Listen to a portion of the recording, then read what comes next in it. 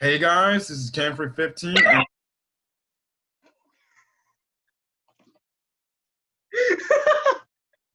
And every time. Hey Um, man, I'm known for my interruptions in your videos. Go on. I know, I know.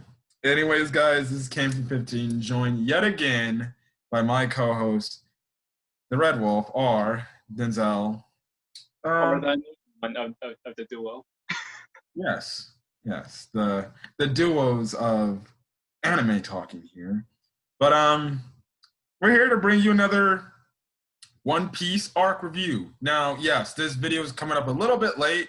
I know I said we would do it Monday. We were actually planning on actually making this video yesterday night, but we kind of blew it off to Monday night. So this is going to go up Tuesday morning or Tuesday afternoon.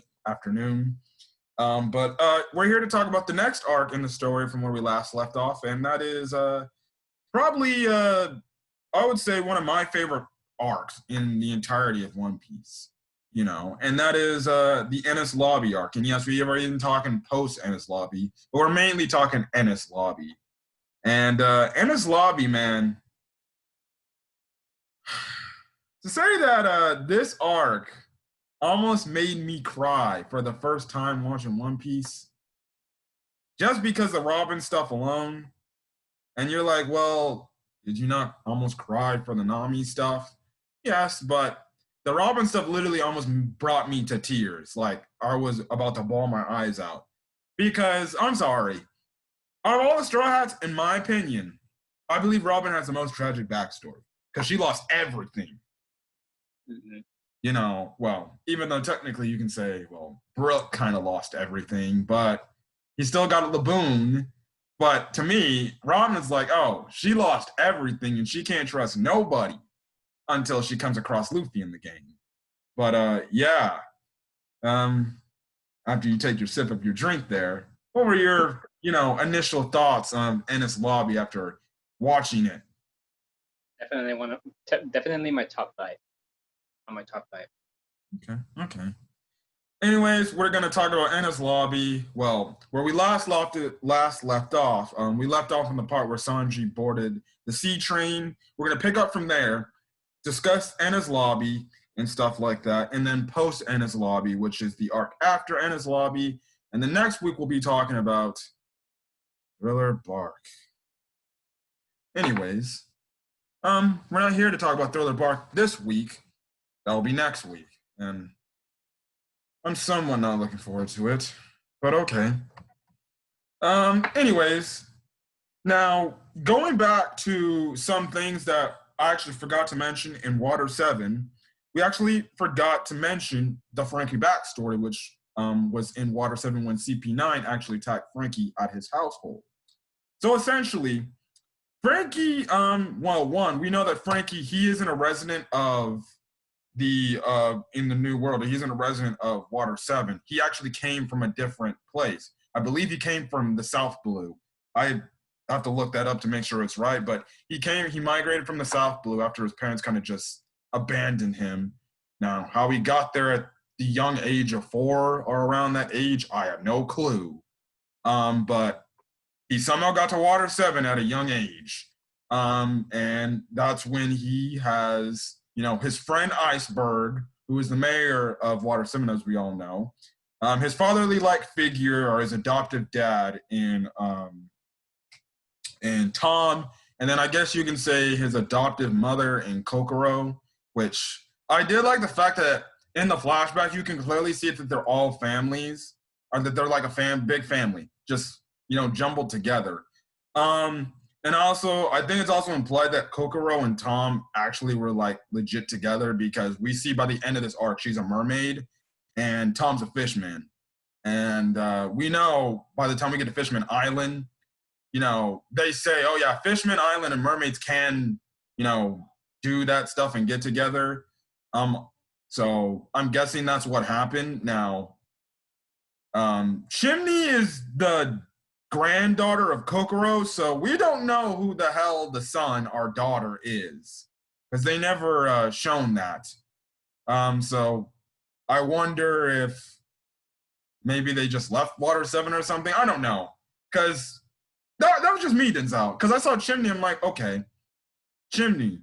One, she looks nothing like a fishman or a mermaid.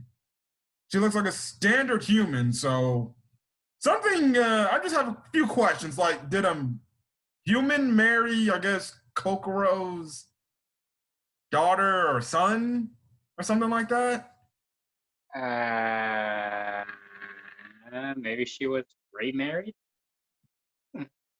I guess so. Well, also, she has a bunny rabbit that she calls her cat. Don't even talk to me about that. It's already enough that we're calling bunnies cats.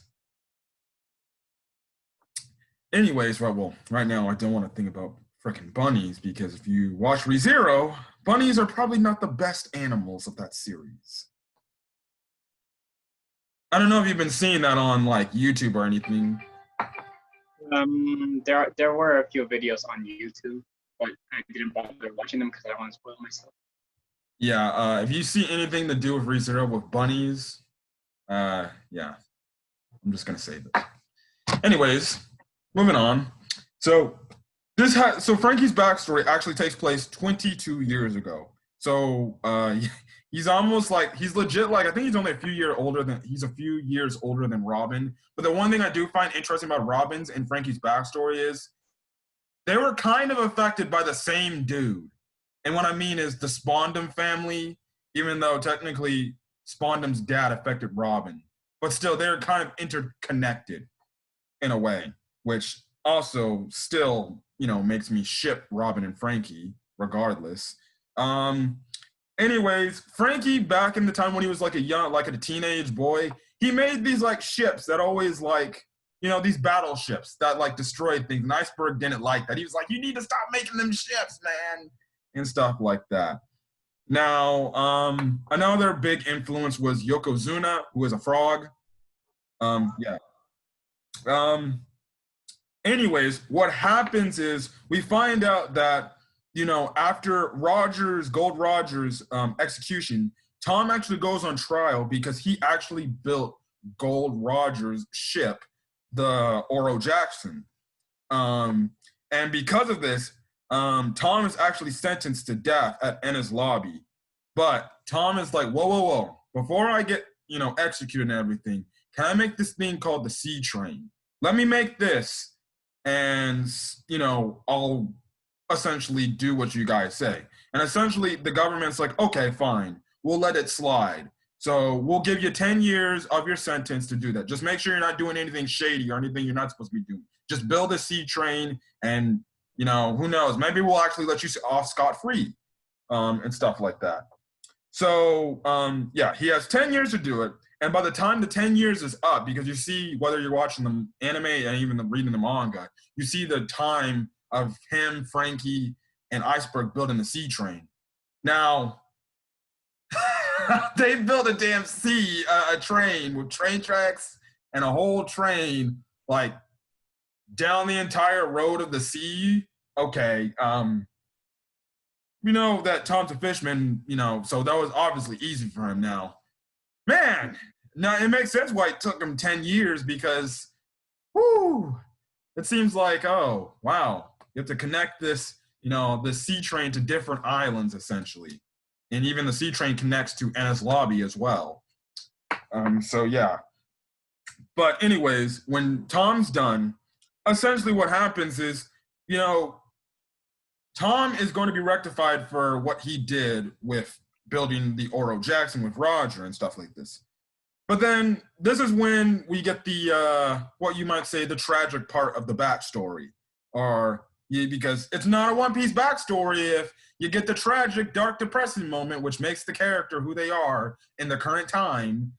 So back in that time, the leader of CP5 was Spondum, which he's later revealed to be the leader of CP9.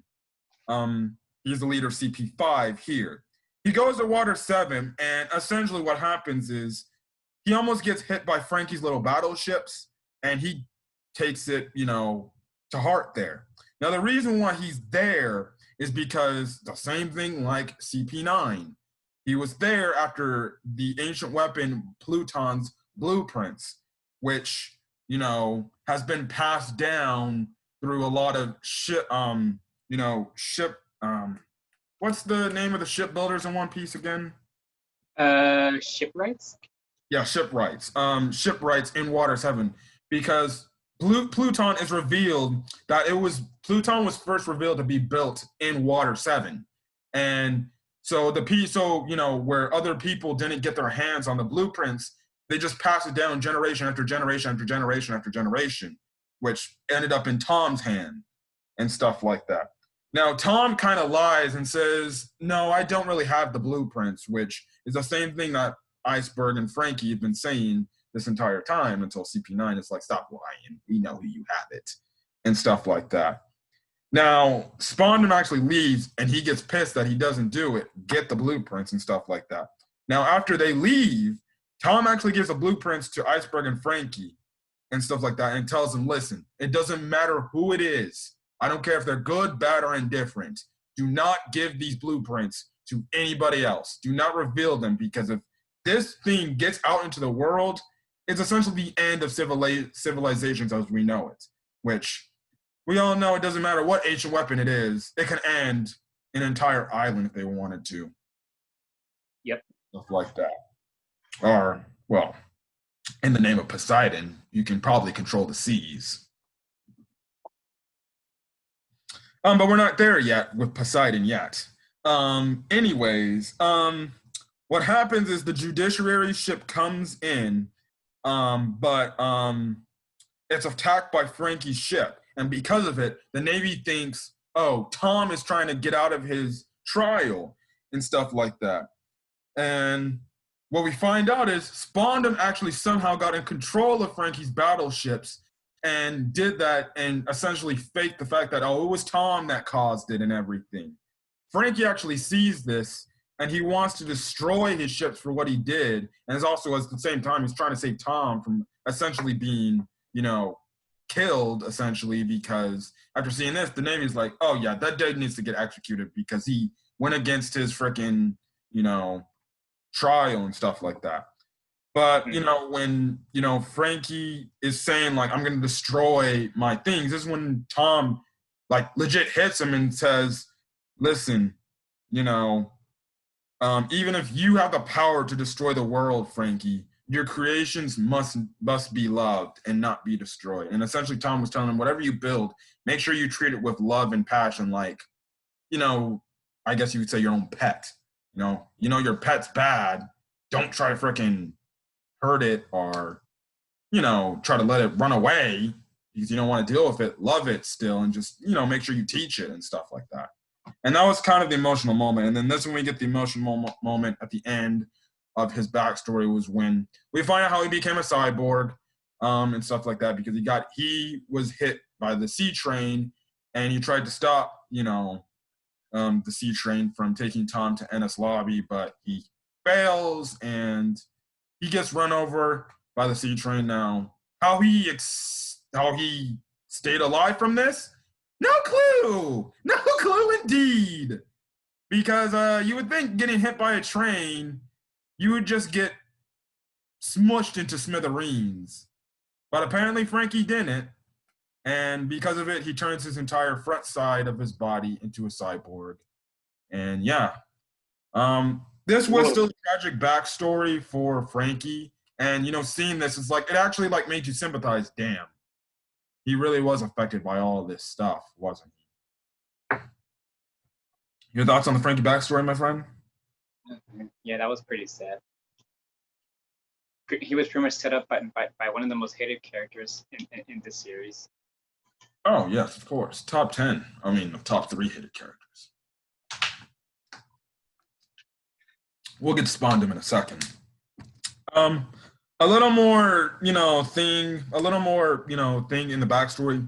40 years after that incident, Iceberg actually united the shipping companies, which, because at the time before all that, the shipping companies were kind of like rivals and they didn't really get along and stuff like that. Iceberg became, the mayor, and he united the shipping companies, which also created galley law, which is the, company for the shipwrights and everything to build ships. Like we also know, we also see him give Frankie the blueprints to Pluton, because technically Cutty Flam is, known as potentially to the Water 7 world as deceased or dead. They don't know Frankie is Cutty Flam. Only like really Kokoro and Iceberg know who he is. And stuff like that. And he actually tells Frankie, like, look, you probably should leave Water 7 and go hide out in secret and stuff like that, so they don't come back and ask for the blueprints. But Frankie's like, I'm not leaving Water 7 because it's my home and stuff like that, which, who knows? Maybe if Frankie left Water 7, maybe, things might be different in terms of, well, I would say them probably CP9 not getting the blueprints is easy. But then again, knowing CP9, they would probably interrogate everybody and until maybe someone dies. Knowing them. Oh, of course.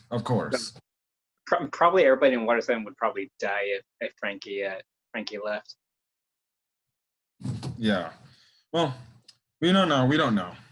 Anyways, coming back to the present stuff, I'm still going over Water 7 stuff. Aqua Lagoon is actually about to hit, Water 7 like crazy. Like the lower, what I would say the slums of Water 7, like really bad. We also see that Zoro is stuck in a chimney and Luffy again is stuck between a wall here. So one, Chopper finds, Zoro. He tries to pull him out legit. Thanks to Zoro using the swords. He's able to get out of there. Luffy, thanks to Nami's determination of telling, Luffy what is happening with Robin and all this stuff like that. And she's like, stop messing around. We need to save Robin, and stuff like that. It makes Luffy break out of the wall, and essentially they escape just barely from Aqua Laguna, essentially consuming them in the water and stuff like that. Like I said, on the meantime, we cut over to what Sanji's doing, and essentially he's on the sea train, and he's just moving through each car, kicking all these, government agents out of the car and stuff like that. He eventually runs into Usopp and Frankie that are tied up. He eventually frees them. Now, they all agree to work together to save Robin on the sea train, even though they have to more than likely go up against CP9 on the ship or on the train. This is when we see a character change in Usopp, where he goes from regular old Usopp to Sogul King, or in the English translation, Sniper King. That theme song is still stuck in my head. Oh, would you care to sing it? I can't speak Japanese clearly, man. I guess I'll have to give you the English version of Sogul King's theme. Thanks to Sonny Strait, who's Usopp singing it and stuff like that.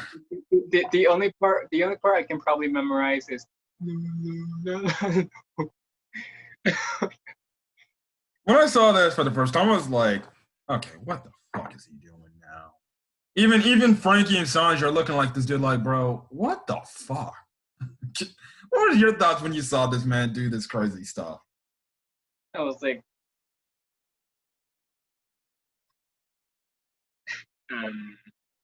so is this your way of showing that you're not part of the crew anymore and you're just your own? I don't know.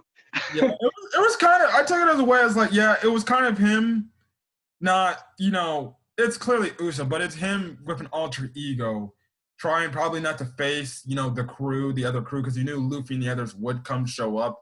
I think it's his way of, not showing the crew, his face to the crew after everything that's happened. We'll actually get to the Usopp stuff at the end and things like that, even when we talk about the Lucci versus Luffy fight. But, like I said, this was a nice arc for Usopp. Water 7 and Enies Lobby was great arcs for Usopp. It kind of sucks that they kind of go away from that, after this. But, hey, they gave, something to Usopp that was actually beneficial that I really liked here and stuff like that. Anyways, as they're going through the car, the cable cars, they run into one guy who they kick out of the ship, who essentially, strands up to sea, and Zoro has an altercation with him later on their way following sea train. And they also run into this one guy named Wanze, who is a CP7 agent. And essentially, we have a fight between Wanze and Sanji, between Sanji's typical kicking and Wanze's ramen kempo. Yeah, I said it, ramen kempo. Now, if you watch this in the subbed version, I highly advise you watch Wanze from the dub, the English dub. And I know, the One Piece English dub is not liked by many. I know that. I watch the English dub, believe it or not. But Wanze in the English dub is probably one of the most annoying voice characters I have ever heard in my life. Because he says one thing, and that's go, go, go! Every time I heard that, I was getting annoyed. I was like, okay, Sanji, you need to shut this guy up. So essentially, his thing is this. He fights with his food, or in manner terms, he fights with ramen noodles. Coming out of which area? His nose. There's one part in the fight. He legit blows ramen noodles out of his nose. He eats it and then blows it out of his nose. And he's like, here you go. Would you like to eat it? I'm like, no. I'm like, I hope he's not feeding the other members on the shit on the train like that, because if I found out the ingredients in that, I would be sick to my stomach.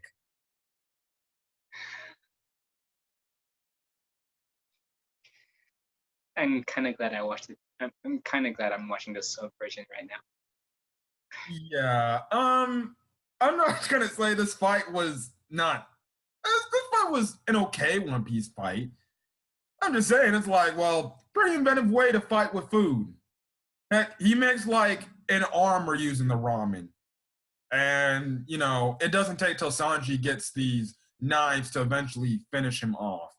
And it's funny because, Wanda's like, why are you playing with knives? That isn't good. And stuff like that. He's like, you're cheating. But he ends up being Wanze, thank God. And stuff like that. I forgot. Sanji does say an epic line, which he does say two epic lines throughout the Enies lobby arc. He says it here, and then he even says that one epic line, to Jabra, which I'll see if I can look up, which, was a pretty badass line, even though I don't like the devil myself, but okay, ow, that hurt. But all right. Anyways, continuing, coming back to Luffy, yes, there's a lot of cutbacks to Luffy and stuff like that. Now, Luffy and the others want to go after Robin, and Kokoro, actually says, well, the only other way we can follow them is by taking the other sea train, which is called Rocket Man. And no, not Rocket Man in the terms of what Tony Stark would call somebody. Rocket Man are one of his favorite things, even though that is what I would say a Tony Stark reference, but okay. They take this sea train Rocket Man, who apparently can't stop or turn or do anything. It just, when you start it, it just goes. Like, it really doesn't stop. So I don't know why they didn't make a backup train without brakes, essentially, but okay. It still works. Anyways, they use the Rocket Man to get past Aqua Laguna, and what also happens is they see that Shimney actually kind of does a Carrot, who we see later on in the story, and kind of just gets on the train without nobody knowing, along with her bunny rabbit friend, pet, I don't know. Another thing we also see is that the Frankie family, as well as the shipwrights, they all make a 3-man alliance to essentially just, save Robin and Frankie. Now, the Frankie family's doing it to save Frankie. We know we're doing it to save Robin. But the reason why the shipwrecks, the shipwrecks are like, Paulie and his other companions, they're doing this to get back at, Lucci and the others, because Paulie felt betrayed by what, Lucci, Kaku and the others of CP9 did to him, because he considered them as their friends and stuff like that, which I understand. I can respect that. I was like, honestly, I got hands down. Paulie is actually an underrated character. I like Paulie. Hmm. Mainly because he probably that's the only arc that he ever shows up in. Well, that and he does show a lot of courage as well. Even though, like I said, he doesn't do much in means of the story, but he's a good, solid character where you actually feel for him when you get the revelation that CP these characters are actually well in the story's way, they're antagonists, they're bad guys to the main plot and stuff like that. Even though Mm-hmm. they kind of do pretty horrible things when you look back at it, anyways. To see that, you had all laughs and fun and giggles with this part and these guys, only reveal that they kind of cross your back and betray you like that. You know, uh, I don't blame him for wanting to get back. Anyways, what's going on is actually Frankie gets into a fight with another CP agent. Um, and Usopp, he actually catches up with Robin by climbing legit like Spider-Man on the freaking train. Um, and essentially she goes on to tell him like she doesn't want to be saved and stuff like that. And essentially what happens is, after a few interactions, Frankie and Sanji actually catch up with them. They run into CP9 again. And when it looks like, all things lost, they actually break one of the cable cars to get away. And they're like, we win here. Heck, to the extent, now, Khalifa actually does this whip attack because she has these spiky whips. And she holds onto the cable car trying to get away. But then Frankie makes probably one of the clutchest sacrifices to let them get away. But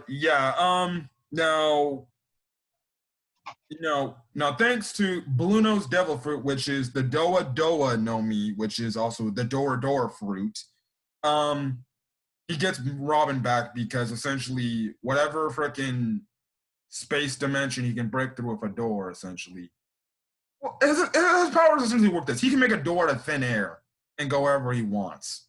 So how he breaks the physics of law, time, and space? No clue. It's funny because there's a mirror world. I wonder if his other world is called the door world. I guess so. But okay. Anyways, yeah, he managed to get he beats up Usopp and Sanji by giving them he just beats up Sanji pretty bad. He actually gives Usopp finger pistols, which God, when I hear the word finger pistol, I do not want to know what that feels like. Tell that to Luffy. That man took like 10 finger pistols in one attack. He takes a finger pistol. Now, don't ask me why the CP9 agents who have a clearly lethal attack in terms of the finger pistol just doesn't finger pistol their freaking heart and just kill them right then and there. Don't know why they're doing that, but okay. It's the same thing with any other villain. You see, apparently that's the deal they made with Robin. Oh yeah, that's right. They said the deal was not to kill the Straw Hats. I forgot about that part too. Anyways, he managed to take Robin back, and they're on their way to Enies Lobby. Now, right before they reach Enies Lobby, Frankie actually tells Robin here, like, listen, being alive isn't a sin. You can live for what you believe in. Just because somebody says your life is worthless doesn't mean, you should say you want to die. Which, gives the words of encouragement Frankie gives for Robin, which kind of impacts her decision later on in the Enies Lobby arc and stuff like that. So that too, I believe that's another shipping moment between Robin and Frankie. Like I said, their stories are kind of intertwined between each other. They kind of have somewhat similar backstories just because who affected it. But okay. Anyways, when they arrive, so what happens is after getting past a legit wave, thanks to Zoro and Luffy, they're in the clear after running back into Sanji and Usopp, Sogol King. They update with what's going on and what they're gonna do and things like that. Now, first things first. Enies Lobby is first, like Frankie says, what the hell is this place? Now, Enies Lobby is probably, in terms of in geography is probably one of the weirdest looking islands we have seen in One Piece. Straight up, like Yeah. legit. So I wish I could show you, but it doesn't matter. I don't have to show you now. Enies Lobby essentially is three islands. Um, yeah, they're three islands over this huge, gigantic waterfall-like crater to where the bottom leads to. I don't even want to know. Seems like it would lead to the depths of hell, if you ask me. Um, and essentially, for some reason, these, huh? Where else would they leave? I mean, it's basically bottomless. Yeah, and essentially, it leads. Essentially, it's these three islands hovering over this giant crater. Now, till this day, we do not know what's causing that. It's funny because even people are like, huh, maybe Admiral Futarito or something like. I know I'm going a little bit into the future, but maybe is he using his gravity powers to make that happen? Who knows? Maybe this was a thing way back. It feels like this is something. Like these three islands, were something that was just like, made way back in the Void Century. There's something like that has something with the Void Century to understand why Enies Lobby looks like that or the islands look like that. But I'll tell you one thing, they've shown that there are marine families that live here. I don't know if I would want to live here. If you're telling me, oh, I gotta wake up, but yeah, I'm living over a giant crater, I probably would not want to do that. I'd be like, can I be stationed somewhere else? Yeah, I would not feel comfortable because it's like, well, what if the gravity just gives out and then we fall into the bottomless pit? Like, Do we know? But do we know for sure that gravity is like, caused by a devil fruit? we don't even know to this day. I don't know why Enies Lobby is hovering in the air like that. That's probably got to be something like that's explained like by Oda himself. If Oda wants to explain it himself. Maybe he might explain it in SBS. I don't know if he has in the past, but okay. And if you don't know what an SBS is, it's essentially like if you read the manga, it's essentially like where, fans of the series asking questions and they'll ask a question about it. Sometimes there'll be a question that's worth like, oh, stuff like that. Like the most recent SBS he made was the fact that One Piece is going to be ending in the next 5 years. And there's going to be a gigantic war, probably the biggest war in One Piece history. So look forward to that. One Piece ending in 5 years. Man, I'm going to cry when that happens. In 5 years. Yeah, Jesus. That means One Piece will have been going on like 25 to 26 years in a row. That is yeah, I was about to say, isn't it long enough already? Like, my God. That definitely, I think when One Piece is over, I definitely think that needs to be put in the world's Guinness records or just a world record in general. Longest running, animated series. In history. Yeah.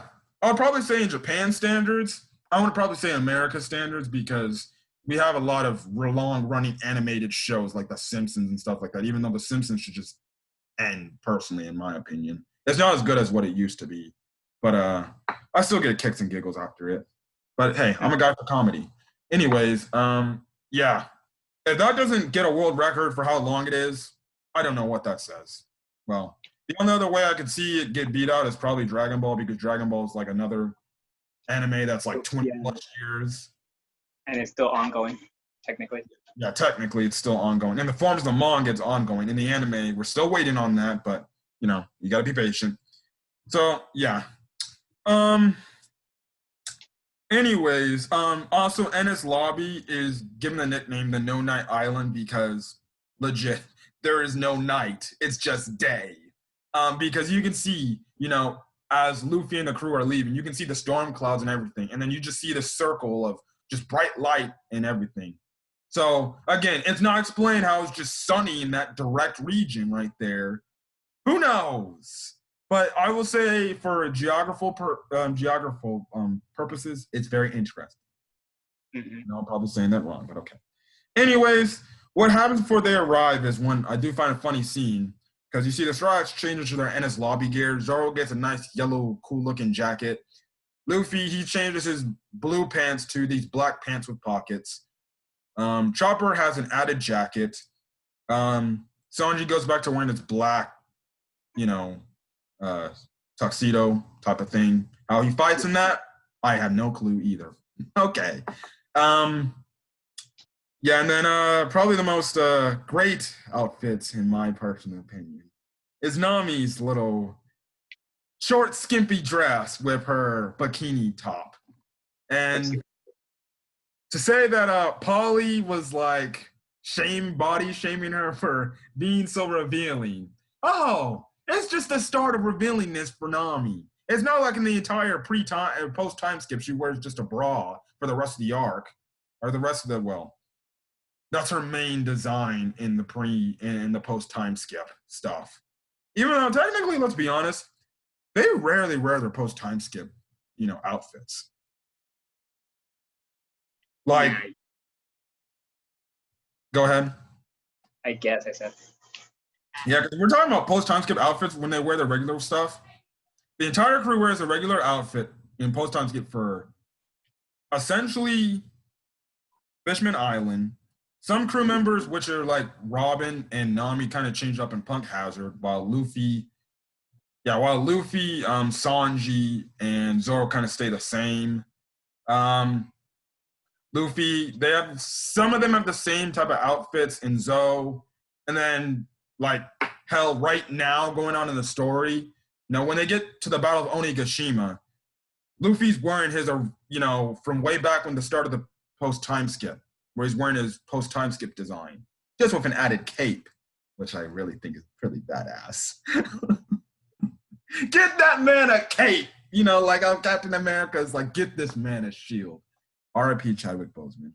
But like Luffy, get this man a cape.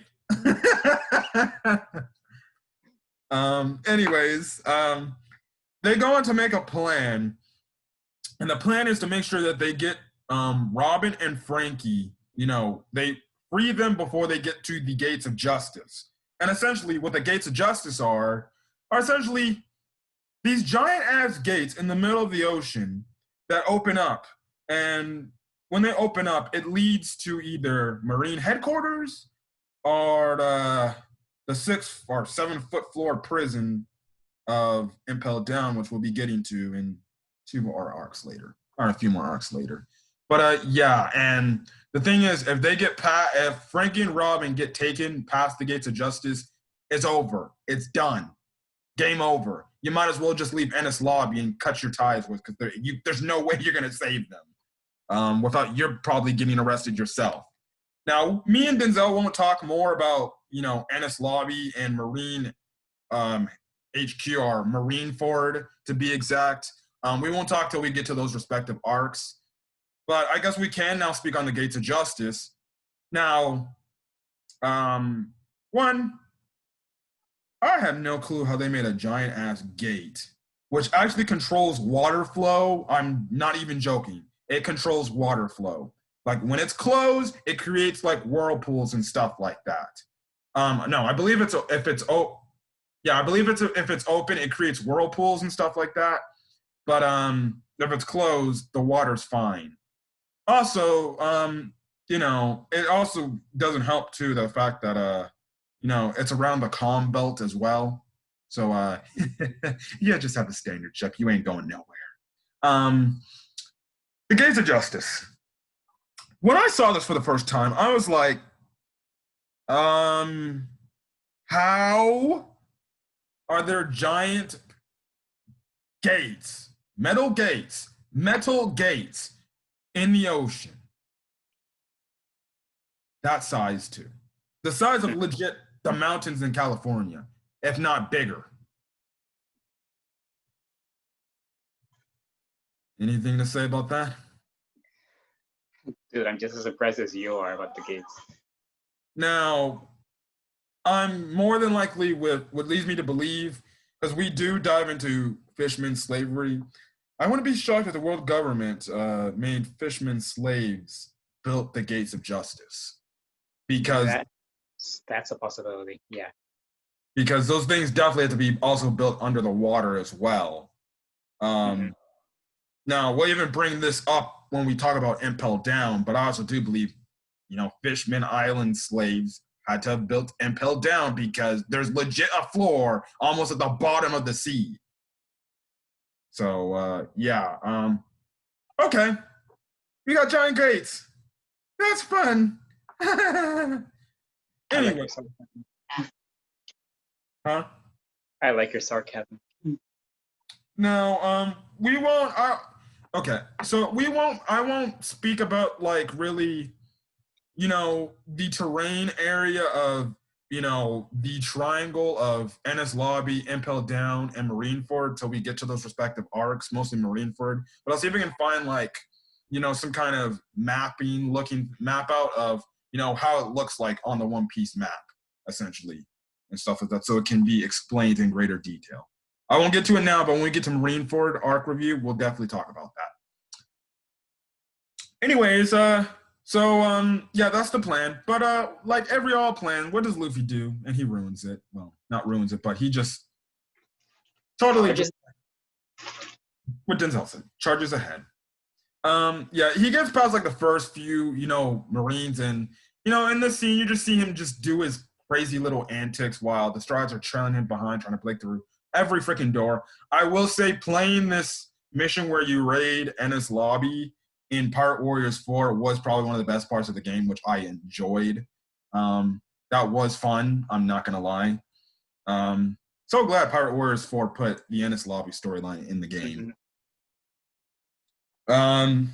Anyways, cutting past all that stuff, Luffy actually runs into Bluno, and this is when we get the first fight between a Straw Hat versus CP member, which is the warm-up fight, and the fight where Luffy makes a CP9 member, I guess, fodder, essentially. And essentially, huh? I said yeah. Essentially what he does is, now Luffy's in his base form state, which I'm just going to call it his base form state. He's actually like, hanging with Bluno pretty good, He's keeping him up with his, Bluno's technique stuff and stuff like that. Or the 6 powers techniques and stuff like that. But then he gets blown back and he's like, you know what? I'm just going to go to the next level and beat you with a move that I've been practicing. Now, we all know this is gear segundo or second gear, which I think is probably one of the most badass looking first transformations in One Piece in general. That's a very iconic scene, like a very iconic scene. When he gets into the gear second pose and he's like, gear segundo. And you just see his skin turn red, and then he's essentially like super speed. Essentially what gear second is, by essentially like using blood doping, he essentially Luffy runs at a faster pace, essentially. So yeah, now the only weakness to this is once he uses it, he gets really hungry because his metabolism is being used up pretty fast, which after you see him win the fight, that's why he's eating the meat at the end and stuff like that, which is kind of one of his defects. Also, another one of his defects, if he uses gear second for too long, it can make him like essentially like motionless for a long period of time, which we see at the end of the arc. But gear second, when I saw this, I was like, oh my goodness, this is so good. What was your thoughts when you first saw gear second? When I first heard you talk about the stance of gear second, I was like, oh, so that's what Cameron meant. Whoa. Now that I'm seeing it in person, I'm just like, wow. Now, yes. Now we will also talk about the differences to how he uses his gear transformations. In the pre-time skip, his gear second transformation, he has to get in that gear second stance when doing gear second. Now we see later in pre-time skip, he can just turn into gear second instantly by just flicking his wrist, essentially, or just saying second gear without just probably walking up. But yeah.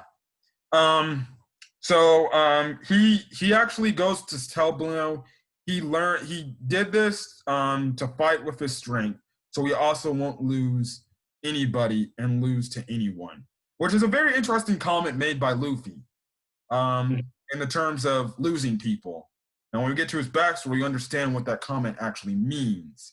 But we're not at his extended backstory.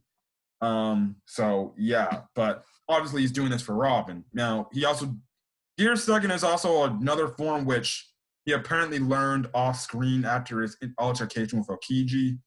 Um, you know, one, we don't know how Luffy found out to do this, but obviously he's doing this because of his gum gum abilities. He can do this because of his gum gum abilities. If you tried doing this as a real person, which you can't do it as a real person, but if you tried to speed up your blood flow, you would legit probably pop like a balloon because your body can't handle the increased, nature of crazy blood pumping or blood doping, essentially, like that.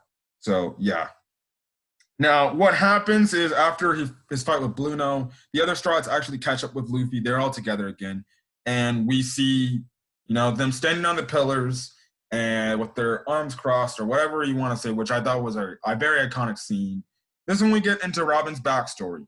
So Robin's backstory, which I think is the most tragic backstory, and I hate to go over this again, is she lived on the island of Ohara, which is located in the West Blue, and she was in this group of archaeologists. Also, her family is not there, so she's kind of an orphan / she's being taken care of by her aunt, which is her mom, Nico Ovia's, sister. And to say that they kind of treat her like Cinderella here, yeah. It's essentially, it's funny because Robin kind of has that Cinderella-like story at the beginning. I just found it so increasingly I was just so pissed the fact that the family members don't even like Robin. Like you see the fact that Robin's cousin has like a birthday that they're celebrating, but the family's like, oh, you can't celebrate with us. Here, your food rations are on the table. There you go. Like she has to clean the dishes and everything. I'm like, so what kind of aunt does not or is not nice to your niece? The wicked stepmother aunt. Also, it's already bad enough because at this point in two, Robin, I believe, is 8, and she has already eaten her Hana Hana no Mi, or her devil fruit, the flower fruit. I'm just gonna go call them by the Japanese name because I think Hana Hana no Mi sounds better than flower fruit. So other kids don't like to be around her. They call her a weirdo. They call her names. They call her, all sorts of stuff like that. Heck, she even gets into a fight with this little kid who kind of just throws a rock at her. And for some reason, the parents like, leave my son alone, you freaking witch, and stuff like that. And I'm like, you're the kid is the one that started this nonsense. Discipline your damn kid. And you can just see that nobody just likes Robin. I'm like, bruh, that's fucked. Mm-hmm. The only group on her island that likes Robin, which we later see, is Jaguar D. Sol, and as well as the group of archaeologists who actually kind of celebrate, the fact that, oh, you're a full-fledged archaeologist just like us now, and stuff like that. Well, what happened is the archaeologists actually studied the history of the Void Century, which is illegal. I wonder why the world government made that illegal. We'll get to that in a quick second.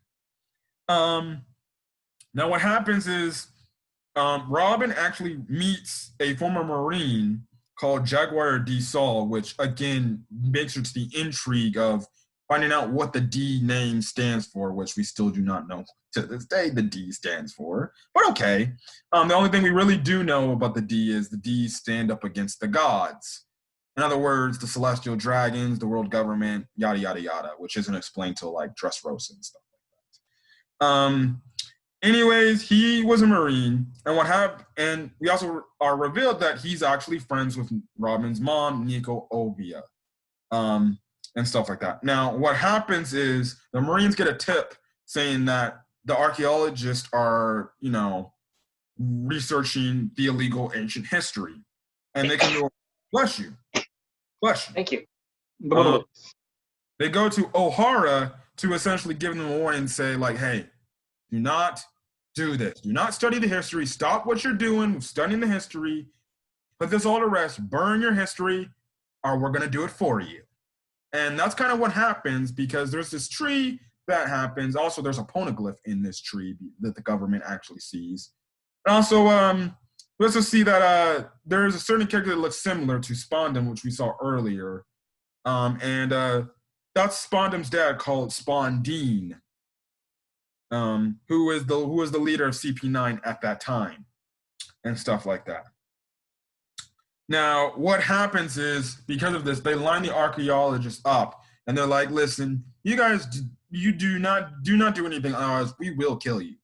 So what happens is, Clover, who is the leader of the archaeologists, what he actually goes to say, because the Grand Elder Stars are the Gorosei, which are the old guys. So the old guys were alive 22 years ago when this whole incident happened on Ohara. And essentially, what Clover tells him that this is his theory about the Void Century is the fact that his theory was that the world government wants to keep the Void Century secret, but he actually gets shot in cold blood when he's about to reveal the name of these ancient civilization that we don't know about yet. We just have tidbits here and there about what it is and stuff like that. And the Gorosei, from the moment he was about to say the name, they're like, shoot him dead right now. And it's like, wait, why would you guys want him to die and not rebuild a civilization? Is there something you're not telling us that you would want to say that you're trying to hide? And this is everybody's speculation. The speculation is this: that the world government, that there was obviously two different type of organizations going on, or civilizations going on. What you had is the Void Century, the ancient civilization that created all the ancient weapons and did all this stuff we know about, we somewhat know about, and things like that. The other civilization is the early makings of the world government, like the small few nations of the world government before they became big. And what people speculate is, oh, the world government saw what this ancient civilization was doing. They got, how about we just, maybe take over them and kick them out of power, and we are the rulers of this world. And that's when you probably have the world government went to war with the ancient civilization, took them out, became what they are today, which is the world government, which consisted of the celestial dragons, all that other nonchalant world government stuff. They created, the nations and stuff like that. One of the nations in the world government is a former nation we've been to, Alabasta. That's one of the former,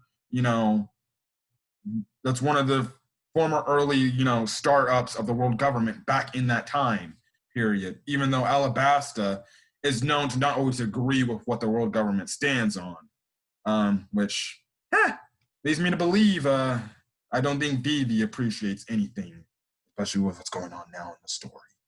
Apparently, I know is apparently something bad might happen to Vivi, but okay, that's just hint hint stuff. But that's what it seems like happened, because they wanted to get their hands on everything that the Void Century happened.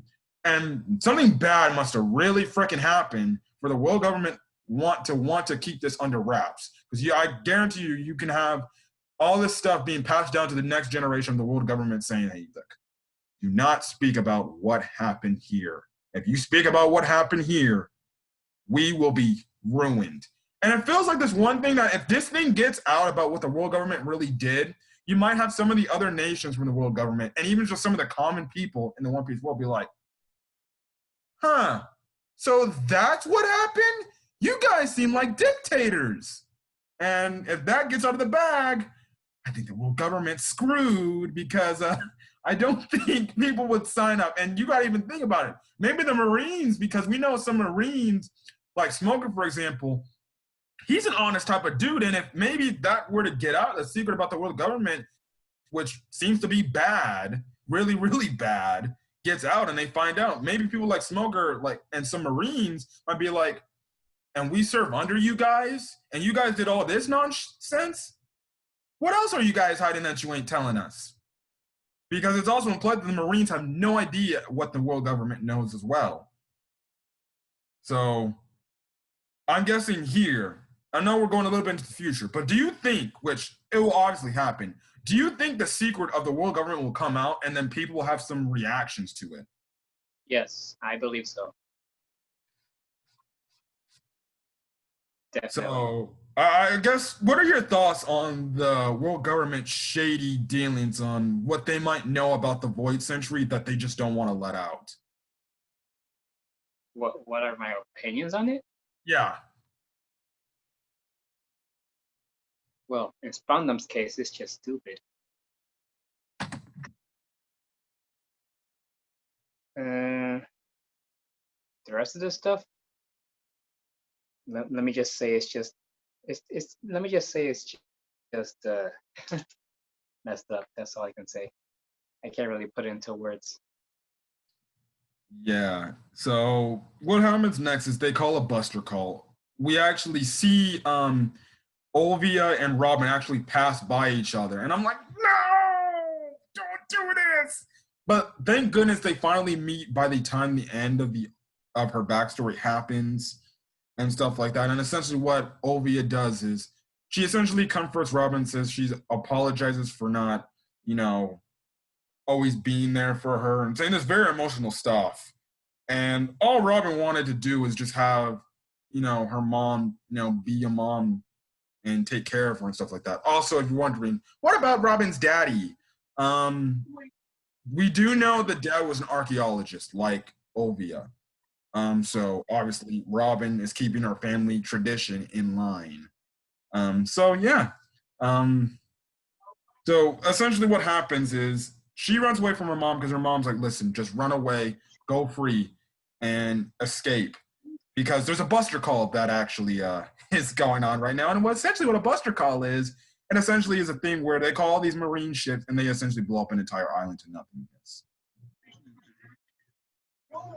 So yeah. Now, the next thing that happens is another big sacrifice. Is Jaguar D Sol actually sacrifices his life for Robin too, thanks to Akiji kind of freezing him and breaking him and killing him then and there. And essentially, before he dies, Saul tells Robin, listen, go out to sea. You'll find friends that will care about you and will see you for who you are, which we later, find out that is the Straw Hat Pirates and stuff like that. And, you know, she runs for her life on a little doohickey ship. Akiji actually lets her get away for the time being. And you just see this montage of her going from place to place to place as she's growing, where these people just kick her out of her house, and because she has a bounty too in this moment. And you just have some of these families she goes into actually just use her. And then next thing you know, they call the Marines on her and be like, hey, I got the freaking little snitch here, or and stuff like that. And that's when she would always have to run away to a brand new island. You just see, she's been on the run for her entire life and she's never really had a place to like sit down and settle down and enjoy a nice time and have people just care about her for who she is. And it's kind of really sad, and I'm like, stuff like that, which we later find out it leads her to Crocodile, which leads her to being in Baroque works, and then you know we know the story from there on. Mm-hmm. Anyways, we come back to the present timeline. Luffy gives the speech to Sogo King or Usopp to burn the world government flag. And essentially, when Usopp does that, it's just a meaning of the Straw Hats declaring war on the world government, saying, look, we don't give a fuck about you guys. Move out of the way. We can do whatever we want. We're pirates. And you got one of our friends, so give her back. Which, after Robin seeing this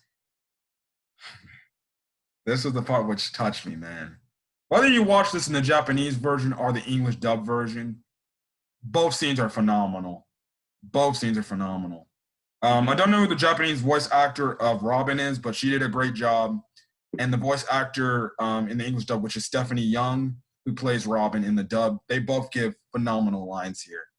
And that's just take it away, Denzel. Take it away.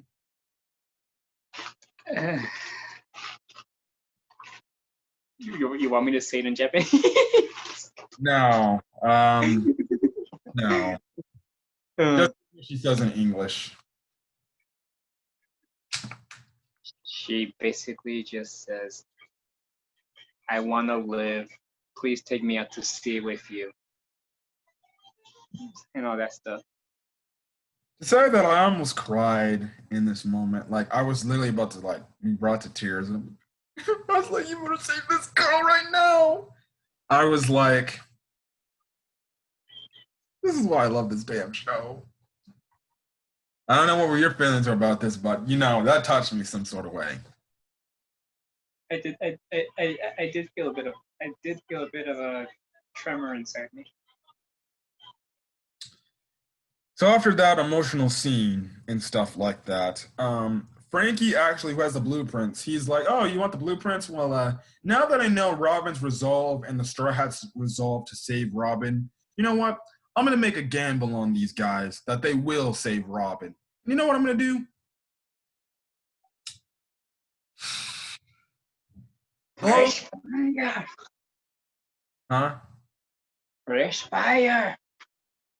Oh yes. So yeah, Frankie actually blows up the blueprints to Pluton. So now guess what? Pluton cannot be built and will not be given to the world government. So that happens, and CP9. Now, first things first. I don't know why CP9 was so slow to react to Frankie blowing up the stupid blueprints, but dang, you're just gonna let a guy with the blueprints being like, "Oh yeah, I'm just gonna burn these, and there's nothing you can do about it." I just find it hilarious how they just stand there and let him watch it happen. I know CP9 is fast and stuff, but can they even move fast enough before that he could do it? I mean, Maybe. I guess they just didn't expect him to do that. But yeah. So first things first, they kick Frankie overboard. Good thing Kokoro was like, "Oh, I'm on the way here with the C train," and manages to save Frankie along with Luffy grabbing his other crewmates and taking honestly a leap of death. Thank goodness they fell on the train and stuff like that. They're taking Robin to the gates of justice so she can be put to justice, and this is when we get the crazy fight for Robin's hand. So what happens next is now Robin has sea prison stone cuffs on her so she can activate her devil fruit powers. And we just see just this freaking, oh man, makes you want to hate Spawn even more. If you already hated Spawn, you'll hate him even more. You just get these scenes, whether you're reading the manga or watching the anime, we just have him to even some extent dragging Robin by her hair to get to the gates of justice. And it's like it makes you want to like go into the One Piece world and beat this guy up. mm-hmm. And especially when you just have the one part when he just kind of slams her face into the ground with no regard. I was like, oh, the only worst thing he could have did was try to pull Sugo. If he had did that, I would have lost my shit. And we all know what Sugo did to Asuna. Well, if you watch, hold on a second, guys. All right. Sorry for that. As I was saying, it's only for people who watch Sword Art Online. If you watch Sword Art Online, you get the reference. If you don't, then let's just say a character in Sword Art Online almost got R-worded by the main villain of one of the arcs in the show. And, it was pretty hard to watch. Anyways, yeah, so this is where I was like, okay, Spondon needs to die. He needs to die. He's like one of those characters that just needs to die. And the fact that we see this guy later on, I kid you not, and for some way gets a promotion. We won't talk about Spawn until we get to Reverie, but I cannot wait till we talk Reverie because I'm going to go on a rant about that. But it's like it's even more of an insult to face that, oh, he didn't succeed in this arc. But guess what? He gets a promotion only 2 years later. Okay, yeah. So anyways, what happens is, because she has seen Prism Stone cuffs, they have these keys. And what happens is there's these different numbered keys in the hands of all the CP9 agents. Essentially what the Star Hats have to do is fight the CP9 agents, beat them, hopefully have the right key, and get it to Robin and free her from her handcuffs. Which we see the lineup of battles of Luffy versus Rob Lucci. Now, his devil fruit is the Neko Neko no Mi, which is the cat fruit model leopard. Um, Zoro versus Kaku, who we see Kaku and Khalifa eat devil fruit before everything starts here. Kaku's devil fruit is the Ushi no Mi, or the ox fruit model giraffe. I have no clue what a giraffe is similar to an ox, but okay. That fight was actually pretty cool. Sanji versus Jabra. Jabra's devil fruit is the Ino no Mi, which is the dog fruit model wolf. This is also the first time Sanji uses Diable Jambe. Um, the next fight, which at first it was Sanji versus Khalifa, until we find out Sanji's whole thing is, if you would like to explain, Denzel. I know it from when I saw the opening for the first time that when Sanji goes up against Khalifa, it's just a one-sided fight because for his main flaw that he'll never hit a woman. Well, I wouldn't say a flaw, but that's what makes me respect Sanji. But it's still kind of a downside, if you know what I mean. Yeah, heck, even Nami, when before she goes up to fight her, she's like, I respect the fact that you're a very honorable man, but come on, dude, we're fighting for our friend here, about to be in prison. Please put those petty feelings you have about honor over the side. And to be honest, I kind of agree with Nami. Like, your friend's about to be taken to jail, and you're trying to save her. For one time, come on, son, just one time, could you just fight a lady and just hit a lady? But hey, I respect him. He's an honorable, respectful gentleman. So yeah. Which Khalifa actually makes a mention. She's like, oh, at least you're a gentleman, so that's good. So yeah. So anyways, that's the matchup with Nami this arc. Her devil fruit is the Awa Awa no Mi, or the Bubble fruit, which say that fight is very sexualized. I enjoyed it, not to say the least, but it was very, very sexualized. Jesus.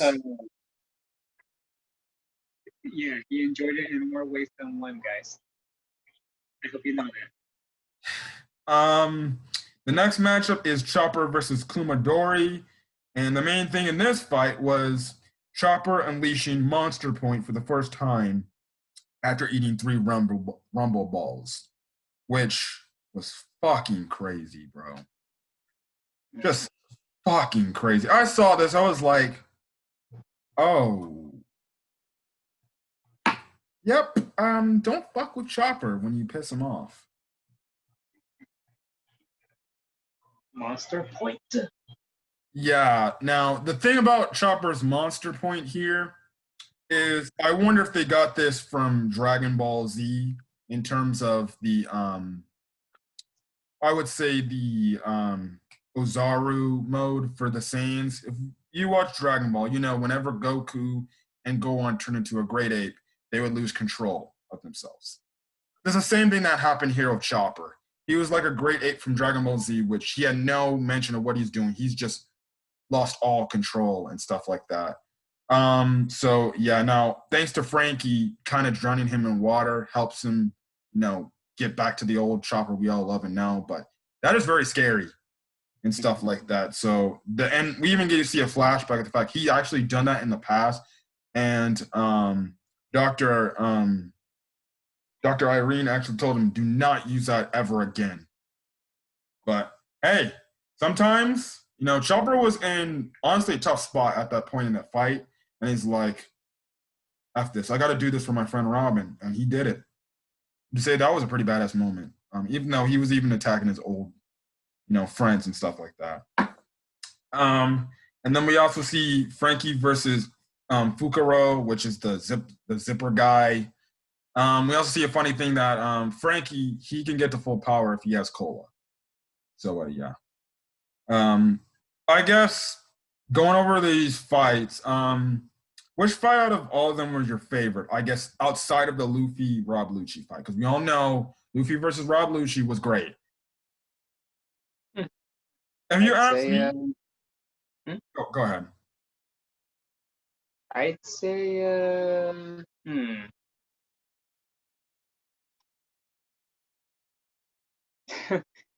tough decision. I'd say Zoro versus what's his face?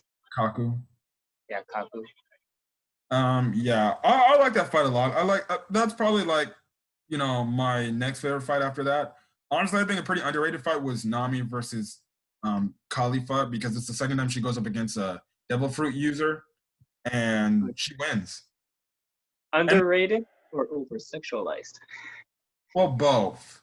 Also, this is not the first time we see Nami with her new and improved climate attack, and it actually like doesn't have defects. It actually works, and she sets it up. I thought one of the cool things she does was she does the mirage attack um, to fool her, and she essentially beats her with different looking Namis and stuff like that. So that was pretty cool. Now, Khalifa kind of gets defeated by Chopper and kind of falls off the building. We don't know what happens to her. Um, we just know she's defeated. Now, ask me what happens to some of the CP9 agents. Oh, most of them are still alive. Most of them are still alive. No, a few of them I don't know, but okay. Anyways, we don't really. I'm not really going to go into detail about all the other fights. I just kind of gave the rundown. Louis versus Rob Lucci though was epic by all means standards.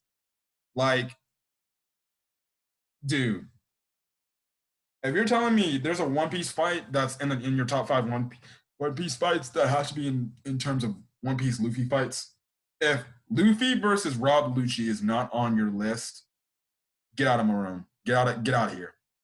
You cannot watch One Piece and not tell me Luffy versus Lucci is not a top five fight.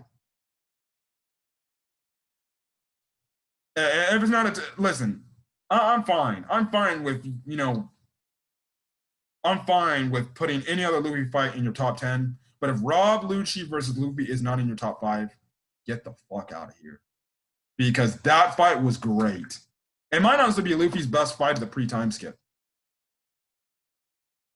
Mm-hmm. I personally think my favorite Luffy fight of all time is Luffy versus Katakuri. That's my favorite Luffy fight, but this is a very close second.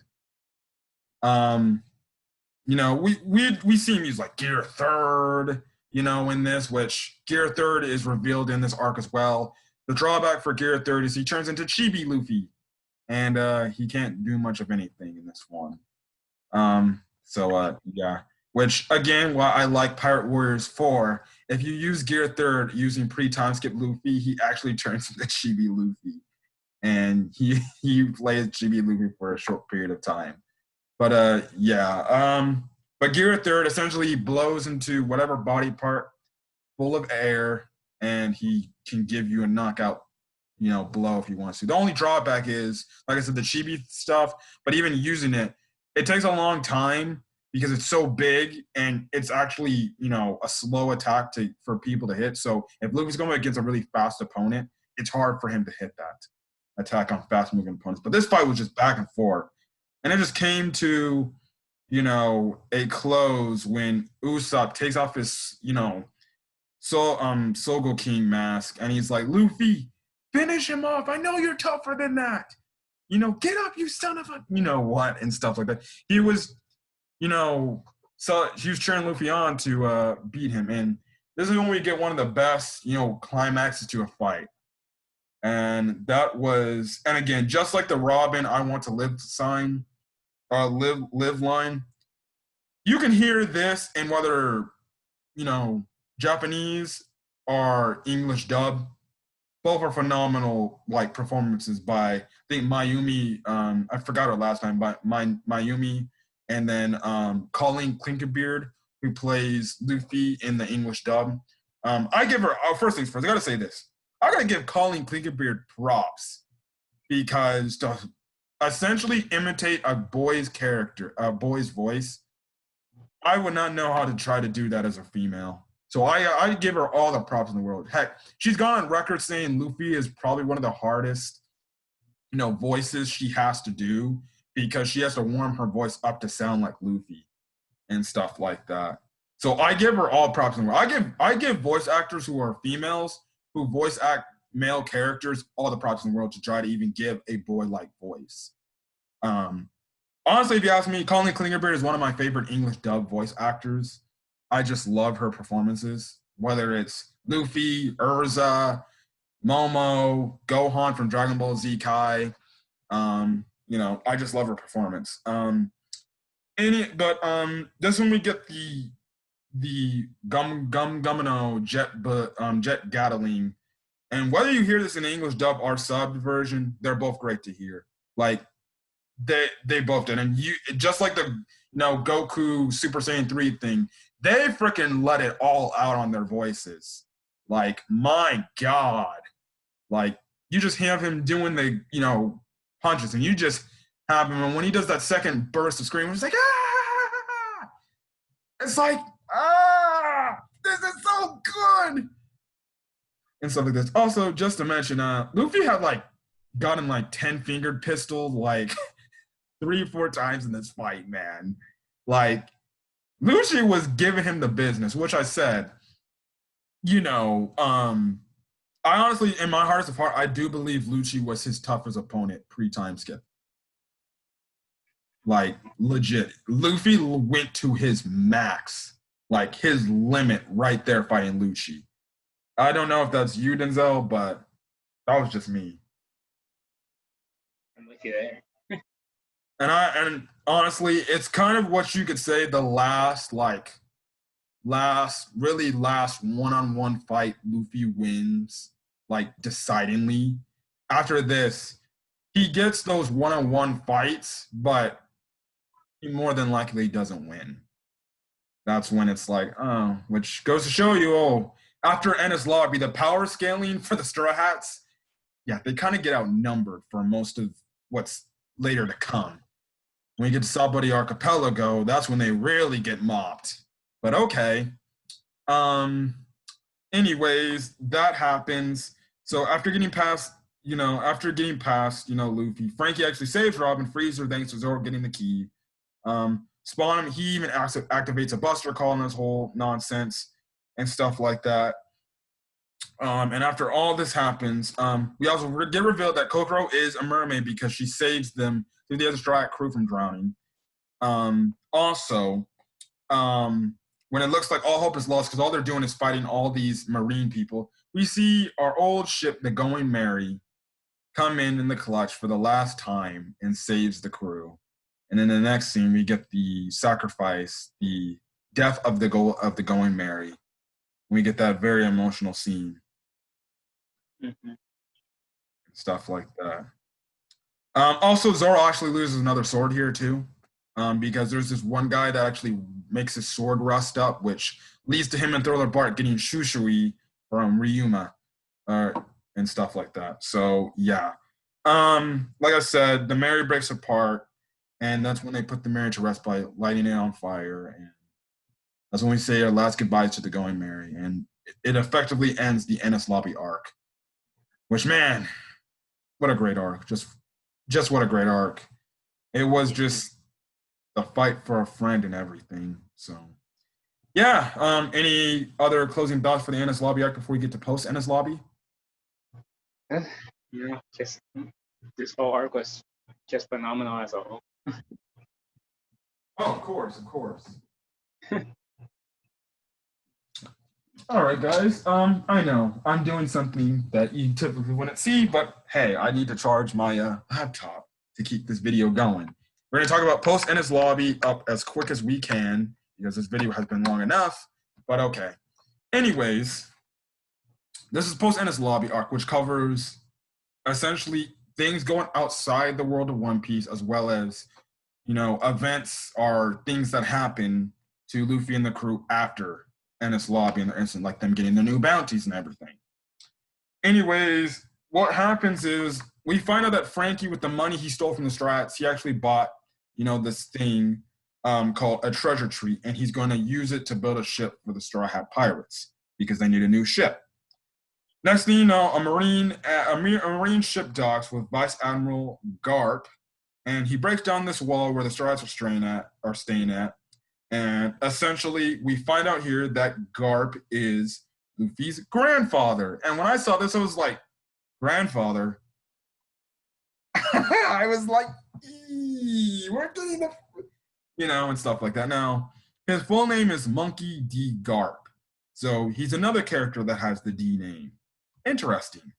Um, he actually goes on to say, I'm telling the other strats because he's kind of chilling. He's like, look, I'm not going to arrest you guys, even after what you kind of did to probably one of the greatest judiciary, Marine headquarter type of things you deal with. I'm not going to arrest you guys. I'll let you guys go scot free. Well, till the very end of the arc, but okay.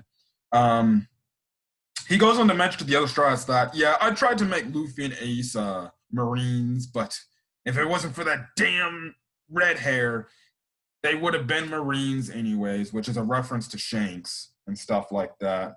It, like I said, there's always a what if. There's always those what if scenarios. Oh, what if Luffy became a Marine? Would he still be the same person he is today? Who knows? Who knows? Maybe Luffy would probably be, I guess, I don't know. Probably would be where Kobe's at right now, but okay. Well, not right now in the story, but at that point in time in Enies Lobby. But yeah.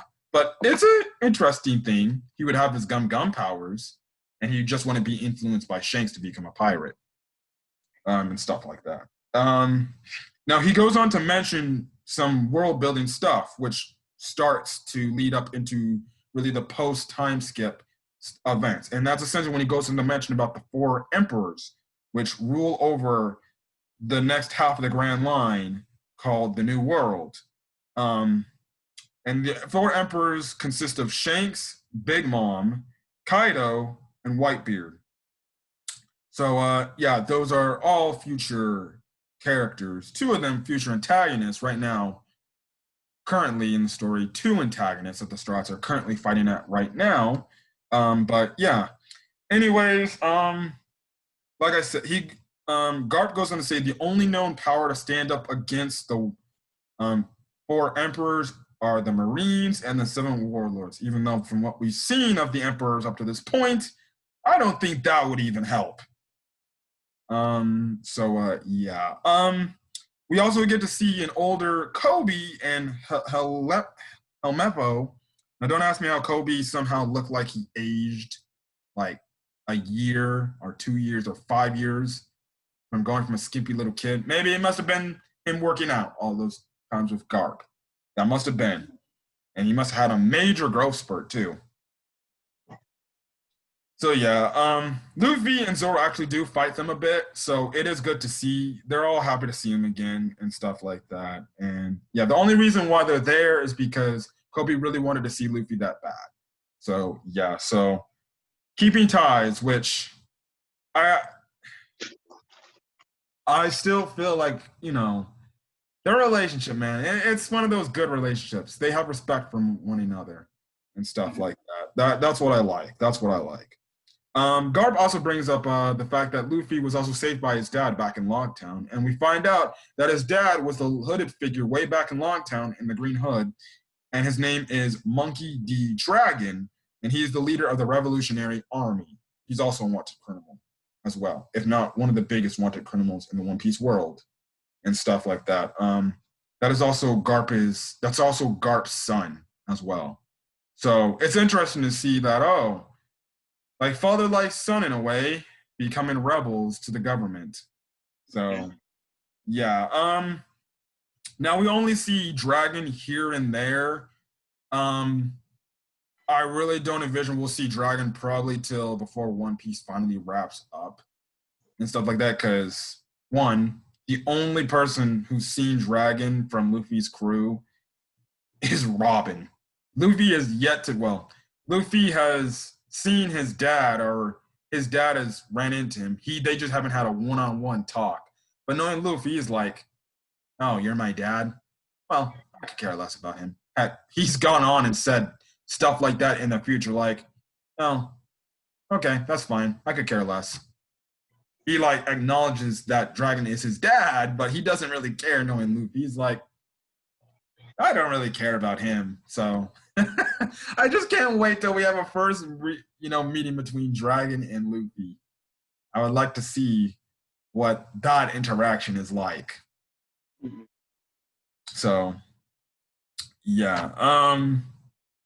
Now, like I said, Garp is not there to arrest Luffy, and also Luffy does make a mention of the fact that how Kobe got to the Grand Line, and essentially we all know Garp kind of picked him up and took him under his wing. And essentially the way how Marine we find out the way how Marines can get into the Grand Line in the New World easier than well, the typical pirates do. And essentially, what they do is on their ships, they have sea prism stone lined across the hull of their ships. And because of it, they can cross through the calm belt. And, now you're obviously saying, but isn't that the territory where the Sea Kings live at? Yes. But because the sea prism stone, um, it has like an effect, it affects the Sea Kings to make it known like, oh, they can't see that there's something there. So, okay. As well as the fact that most marine ships are run by like a motor instead of like pirate ships that are by sail. So yeah, that's how they're able to get into, places like the New World and the Grand Line easy at the stamp of their finger, and not get attacked by like Sea Kings and stuff like that. So that's another interesting point to build, which goes to show that, oh, Marines, someone had better technology than some pirate ships and stuff like that. Now, there's a barbecue going on, and during the barbecue, actually, Admiral Okiji actually shows up and talks to Robin. And he actually goes on to say he originally intended to end Robin, but he was surprised that CP9 was defeated by the Straw Hats. He goes on to ask her if she has a place to stay, and she says yes. Um, so it goes to show that, Okiji, even though he does work for the Marines, he does have a heart and he actually did care about Robin. Which leads you to believe that you question, do you think if maybe Aokiji had stuck Robin, do you think he would maybe, I don't know, have taken her in and maybe adopted her? Maybe, yeah, but no. Yes, maybe. No, I don't think. I don't think so. Maybe. Well, Okay.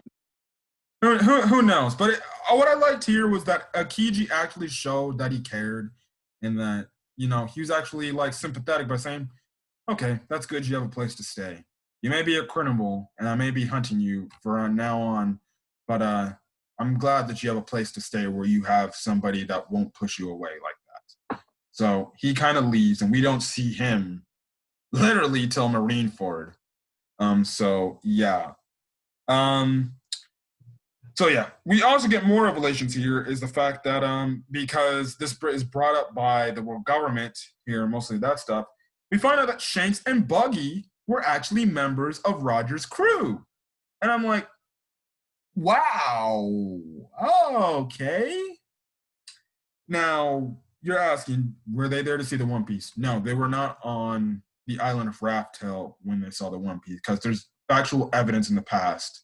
There's factual evidence in the past that they haven't seen, anything regarding the One Piece. Now, if you go watch One Piece Stampede, Buggy does not know what the One Piece looks like or has no any mention of the One Piece, even though he was on their crew. And that's why I can't wait. Again, like I said, I can't wait for the Wano story to go in depth with the backstory of Odin, Whitebeard, and Roger there, which is probably going to be the most thing we get out of those really Whitebeard, the past of Whitebeard and the past of Roger in that sense. So, yeah. Now, also, we see Shanks and Whitebeard meet, and Shanks actually says that he got his scar from Blackbeard himself, which is wow. Okay. Um, so yes. Also, tidbit: Blackbeard will be in the flashback with Odin as well. It'll be a much younger Blackbeard, but you'll see him in the backstory in Wano if you wanted to know. Um, Now, Shanks wants Whitebeard to summon back Ace, but Blackbeard says not Blackbeard, what am I saying? Whitebeard says he can't because Blackbeard committed a crime that no crew member should commit, and that is because he killed another crew member, and stuff like that. And then Shanks and Whitebeard actually clash, and then that's it of what we see for them. So we don't see Whitebeard till Marineford as well as Shanks. Anyways, we come back to Luffy and the others. Nami sees that the log pose is pointing downwards into the sea, and Kokoro actually says it's pointing to Fishman Island.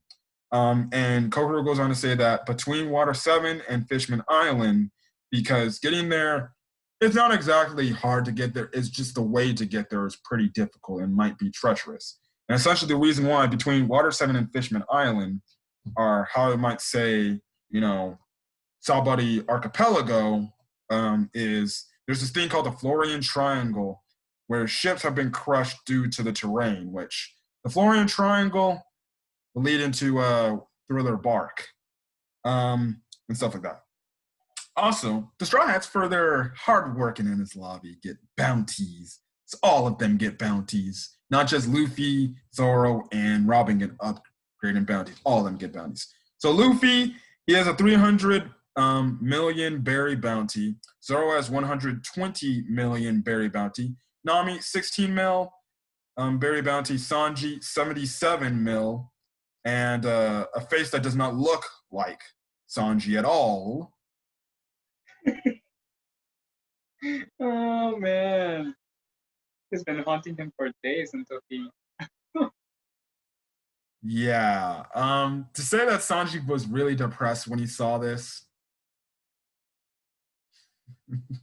you know Zoro got a kick out of this. He's like, that's right, Cook. Um, yeah. For first things first. We'll actually get to the one thing about Nami's bounty is they cut back because they also cut back to the home places of the areas of the people that they know of. When Genzo sees Nami's bounty, what she looked like, he was like, that Nami, dang nabbit, why are you taking such a revealing picture like this? Well, what can I say? I think this is a little bit more, this image of her is more tame to her, well, post-time skip bounty picture. Definitely, definitely. Chopper gets $50. That poor soul. And the fact that he was like 50. Wait. Did you just say dollars? What? Did you just say dollars? How dare you? It's berries, my friend. Oh, I know it's berries, but I was saying the equivalent of $50. Fair enough. I see what you're saying. But you just see Chopper saying like, I didn't even eclipse 100. Which, when we get to post-time skip stuff, he'll like his bounty better. Robin has an 80 million berry bounty. Frankie actually gets a bounty, and he has 44 million. And well, Osa, but Sogul King gets a 30 million berry bounty. So they all get bounties. Some of them are happy, some of them ain't happy. Mostly Nami and Sanji and Chopper are all happy that they have are not happy that they have bounties. And like I said, Frankie got a bounty, and because of Frankie having a bounty, the Frankie family wants Luffy to take Frankie on their crew because he has a bounty, and the Marines might come after him on Water 7. They also get their new ship after naming it different names. They call it the Thousand Sunny. Frankie actually wants to also stay in Water 7, but thanks to his friends, Frankie family, taking his underwear or his Speedos, it leads him to join the group, and we get this very funny scene, which again, if you do not ship Robin and Frankie, man, I don't know what that says after seeing this scene, because if Robin... Would that really be considered a Robin and Frankie moment though? Yes. I know she grabbed his, but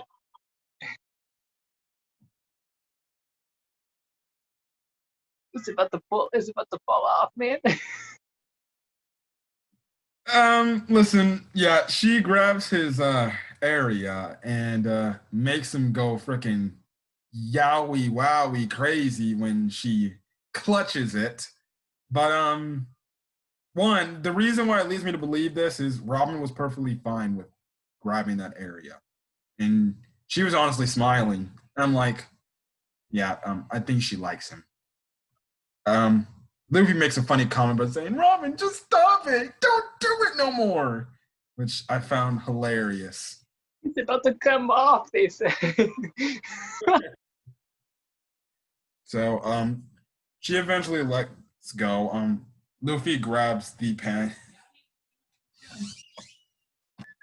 Anyways, he grabs his speedos and he's like, "So you're gonna join the crew, buddy?" And Frankie's like, "You know what? I'll be damned. I'll just join you guys." So we get a new crew member here, um, and Frankie the shipwright, and he's able to fix the ship and as well as help them use the ship much better with the coup de burst and stuff like that and things like that. Now, Garp is actually going after Luffy for some reason, and he's like, "Well, I was your grandfather yesterday, but I'm sorry, son. I'm gonna bring you in." And yeah, so I don't know what the whole 180 turn about Garp wanting to capture his grandson. Which we will talk about Garp when it comes to his feelings towards Luffy on trying to stop him as a Marine, which won't happen until Marineford, which is a pretty emotional moment. So yeah. Now this is when we get to the Usopp thing. Now Usopp, we see him before as they're leaving Water 7. He's coming up with an idea like, should I just, apologize to these guys? And he's coming up with the ideas like, you know what, I'm just gonna apologize and just say, hey, let me back in the crew and stuff like this. So he gets to the shore where Luffy and the others are, and they see him. Now, actually, before this all happened, Zoro actually, back when they're in that house on Water 7 before they all leave, he makes a mention by saying, like, listen, I'm just going to be honest. I'm going to be honest.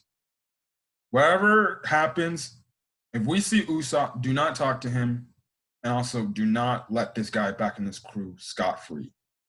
And Luffy's like, why? Why can't we just let him? He's like, and Zoro replies by saying, look, if you let him in this crew and act like nothing happened and you let him back in the crew, I will leave this crew. Which I was like, wow, that's crazy. And the reason why Zoro says this, he was telling Luffy, he's like, look, Usopp literally went against your word as a captain. And he betrayed your trust. And he went against you for his own personal feelings. Again, like I said, Zoro was essentially telling Luffy, he didn't listen to your orders as a captain. He betrayed your orders and, left you on that. He shouldn't deserve to come back to the crew because of this incident and stuff like that. And honestly, seeing this side of Zoro, that's why I like him as a first mate. Because he's a perfect replacement to Luffy if ever Luffy were to get lost or something like that. Because in all honesty, Zoro's right. Like, Usopp did go against Luffy, as a captain, even though, Luffy gave the order, like, no, we are getting a new ship. It doesn't matter what you think. I've come to the conclusion I'm the captain of this crew. And if you don't like it, you can get out of here. And stuff like that. And Usopp did go against Luffy's word. And they even fought it out because of it. And I gotta give up respect to Zoro because this dude is a good first mate, and he's got Luffy's back, which goes to show you the change in Zoro. Like, oh no, this dude 100% trusts Luffy. Now it's even furtherly explained at the end of Thriller Bark, which I can't wait to talk about that part. Your thoughts on that scene? He's a real man. He's a real man. Yeah. So essentially, Zoro's like, unless Usopp apologizes for everything he has done, do not let him back on the crew. So that's when the crew is like, okay, fine. And there was a few times where they came across him in Water 7, they just ignored him and acted like he wasn't even there and stuff like that. Which, okay, yes, it's probably hard to do that, but you got to do what you got to do. You got to make the dude learn, like, hey, next time you can't do this again. Because also the same thing, even Zoro brings it up. He's like, listen, if we just let him back in the crew, what's to say he won't do it again?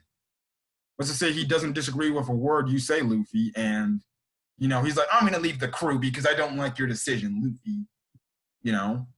What if he does it again? And it's honestly like a child thing, You're going to tell a child, don't touch the stove, and they touch it. And then it's like, well, you're going to touch the stove again? And the kid will be like, you know, so could you say they were trying to baby Usopp here? Yes. So Usopp gets on the shore. He's trying to come up with all these excuses to get out of it. The other crew members are just not paying attention to him until Usopp finally realizes what's going on. And then he finally apologizes. He apologizes for everything he's done and stuff like that. And then you just have Luffy stretch his arm out and he's like, get on here, the ship, you dummy. And then he pulls him out. They reunite and they get away thanks to Frankie using the coup de burst, which is essentially like a jet powered type of blast cannon thing fueled by cola. Yes, it's fueled by frickin' their ship is essentially fueled by frickin' soda, essentially. But they get out of there. Garp just looks off and he's like, "Heh, that kid." Um, and Kobe is like, "Good luck, Luffy. I'll see you in the new world someday." Which, yo, don't worry, Kobe. You'll see him real soon.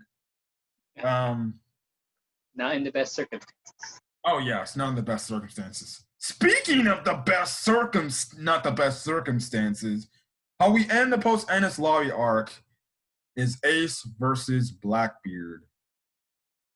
Ace finally catches up with Blackbeard, and we get the revelations of Blackbeard's devil fruit power that he got a hold of. And his devil fruit is the Yami Yami no Mi slash, or its English translation, the Dark Dark Fruit. If you would care to explain how this fight goes, Denzel.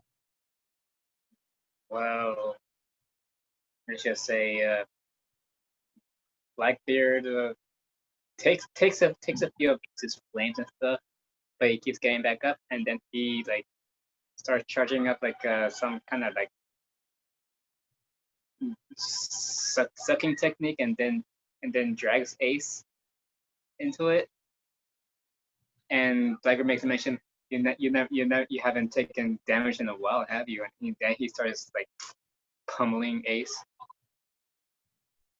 Also, the Dark Dark Fruit is a Logia fruit, as well as, if, Blackbeard gets a hold of you, he says, I can nullify your devil fruit powers and you can't use them, which is scary.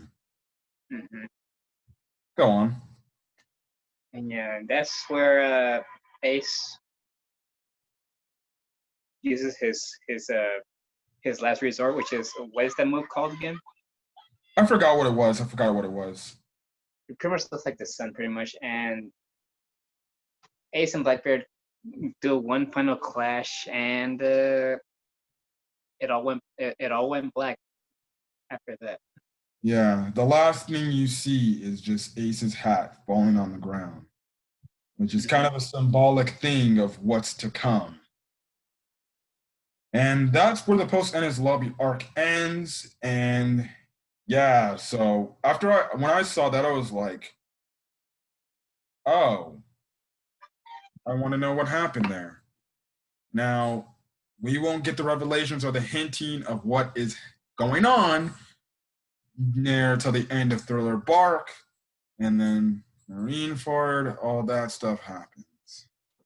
And yeah, so whew, what a crazy, crazy arc there. Just the revelations of what to do. And now the new goal for the Strats is to get to the new world, just to let you know. And also as well to get to Fishman Island. So yeah. I think we talked all we can about Enies Lobby and post Enies Lobby. I like the way they had the epilogue here. It essentially foreshadows events, coming down to the road, in the story and stuff like that. And yeah, so that's all I gotta say. Anything else you gotta say, or you want to just get out of here? I've, I've done and listened to everything pretty much. So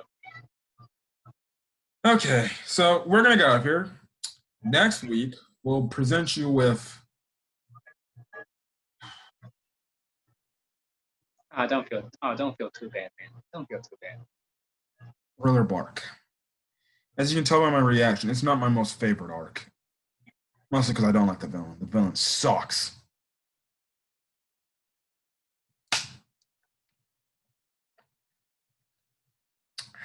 Yeah. Anyways, we'll see you next week for Thriller Bark.